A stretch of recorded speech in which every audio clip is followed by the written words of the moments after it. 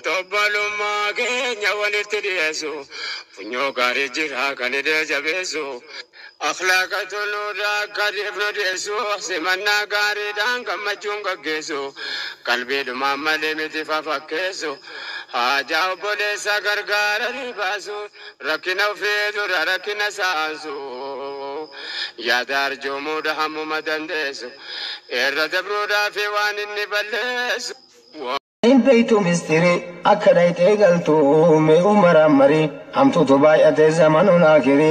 Bismillah alhamdulillah assalatu wassalamu ala rasulillahi sallallahu alayhi wasallam. Assalamu alaikum wa rahmatullahi wa barakatuh.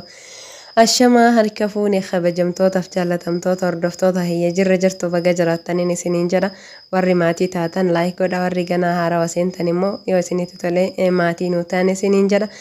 Akkasumallee komentii yaada bareeda yookaan qeeqa gorsa waan akkasii waan rabbi isinii laaffise nuu kennan isiniin jedha. Kanatti aansee obboleeyyan kiyyaa gammachuu natti dhagame tokko himachuu dhufe wallaahi rabbiin nama jechuudha waliif gammadu. Akkuma kan kooti namoonni gammachuun hawaasa kennaa isin gammachiisu akkasumallee wal dhabbiin isaanii isin gaddisiisu yoo jiraate asumaan baga gammadaniin isiniin jedha. Ani dhugaa rabbiititti yeroo dhiyoo tana sheekoliin kenna walirraa haasayan hedduu takkanatti ulfaate jechuudha. Maaliifuu jennaani fakkeenya namootati fakkeenya hawaasa kanaati isaan jechuudha. Kaasatan namni diin kun irraa mul'atu waan fedhallee yoo ta'e osoo manumatti fixatee irra gaariidha. Yeroo walirratti viidiyoo reaaktii godhanii hojjetanii dhugaa nama rifachiisallee nama saalfachiisallee garuu jechuudha gaafa akkanatti walitti qabamanii jechuudha bakka takketti maashaallah dogongora walii irra walii taranii beekaa ofii jabeeffatanii wallaalaa ofii immoo gorfatanii haala kanaan isaan jechuudha gammachuudhaan irra walii taran gammachuu daangaa hin qabne nutti dhagahaman jedha. Dhugaa hedduu takka dasna jedhee isiniin jedha hordoftoota kiyyaa isinillee akka das isin jedhe abdii qaba jechuudha. Kaasatan ustaadhi Sheekh Abdusalaam Daawaa jechuudha. Urjii hawaasa kanaati namni hundiyyuu jechuudha namni waa beeku aalimman urjii hawaasa kennati jechuudha. Waan beekanirraa osoo hin hambifatin yeroo ofiitirraa osoo hin hambifatin jechuudha. Wallaalaa gorsanii beekaa immoo jabeeffatanii irratti jabeessanii jechuudha hawaasa kana dura dhaabbataa jiranii waan hawaasni hin beekne waan immoo nuti hin beekne nu barsiisaa jiran rabbiin umrii isaanii nu haa dheeressu gaafa isaan immoo walirratti dubbatan xiqqoo namatti hin tolu baga rabbiin isaanii fixee ammallee jechuudha rabbii waan akkana nun agarsiisinillee nun dhageessisinillee hin jedha isinillee akka das isin jedhu abdii guddaan qaba obboleeyyan kiyya. Akkasii egaa obboleeyyan kennaa Ramadaan illee achi kurnan jidduu keessa jirra. Rabbiin sooma kenna nurra haa qeebaluu dilii kenna nu haa dhiisuun isiniin jedha. Jajjabaadhaa aga rabbi isinii laaffiseen jechuudha. Khayriin diqqoo hin qabdu waan birallee yoo dadhaban jechuudha. Ka danda'e yaadumaanuyyuu khayridha khayrima yaadunuyyuu akka nama hojjeteeti jechuudha. Waan dandeettanii warroonni mana namaa keessa hojjettanillee yoo yeroo leeyli fi taraawiyaa fi salaata jechuudha sunnaalee salaattan dhabdanillee arrabni keessan zikrii rabbii hin dagatiniin isiniin jedha. Zikri irratti jajjabaadhaa du'aa irratti jajjabaadhaa hojjetaatumaan jechuudha. Isuma dhugaa biyya keenya keessattillee namni akkasitti taa'ee quraana jala taa'ee qara'aa oolu taa'ee zikrii godhaa oolu hin jiru. Maaliif hojjetaatu mana garabbiin isaa laaffise yoo haga achiisanillee ulfaatu baate nuti warri dubartii carraa taa'uu hin qabnu. Alhamdulillahi alaa kulli haal filannoo kenna miti jechuudha. Achittillee jechuudha of jala hin laalinaatii hin dadhabinaatii hin hifatinaatiiti. Zikrii rabbii godhaa du'aayii godhaa quraanallee homa qumaan beeytan qara'aa hojjetaatumaan dalagaatumaan isiniin jedha.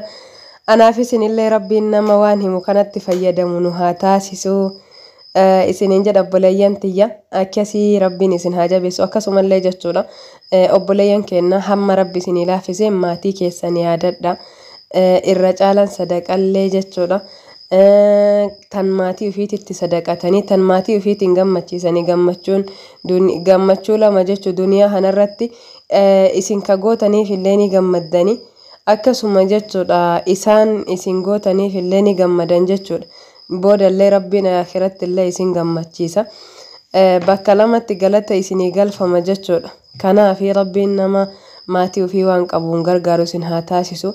Tabiroo mootuyyuu boodumarra irra caalan awlan maatii keessan hin dagatina bilbiluufii fi akkasumallee jechuudha. Waan qabdaniin gargaaruu in irraanfatinan isiniin jedha. Gargaarsi immoo diqqoo hin qabu. Homa diqqoo obboleeyyan kiyya timiruma hishigii takka makaasatan waan achitti isinitti hin ulfaanne jechuudha. Isaaniif immoo asitti gammachuu guddoodha inuu hin dagatan malee jechuudha. Akkasii waan dandeettaniin gargaaraa isiniin jedha. Maatii keessan yaadadhaa. Rabbiin nama jechuudha. Isaan yaadate rabbiirraa immoo yaadatamu isin haa taasisu.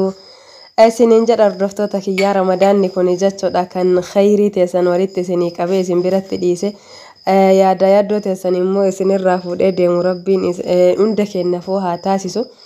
Waliifillee ofiifillee hawaasa islaamaa hundaafuu hawaasa saba keenya maraafuu jechuudha.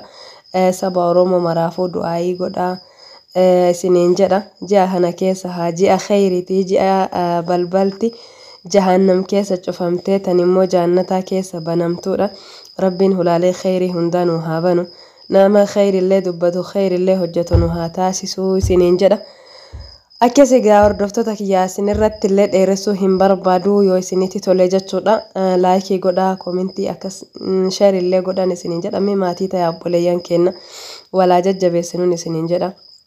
Wal gargaaruun immoo xiqqeenna hin qabdu namni uma danda'een kaasatan kanaanuyyuu koomentii fi sheerii fi yaada babbareedaa walii kennuun niyyuu jechuudha wal gargaaruudhaan isiniin jedha. Anaa fi fakkaataa akka kiyyaa hundaayyuu rabbiin haa guddisu walaa guddifnuun isiniin jedha. Asumatti jallee isinitti himachuu barbaadeeti. Akkasii hordoftoota keenyaa warroonni jechuudha meeshaa na biraa qabdanillee akka viidiyoo isaa gadi hin dhiisin dhiifamaan isiniin jedha. Kan immoo tiyyuu maatii bira isinii gaheetu viidiyoo nagammaatu gadi hin dhiifamin na bira hin jira. Afwaniin isiniin jedha.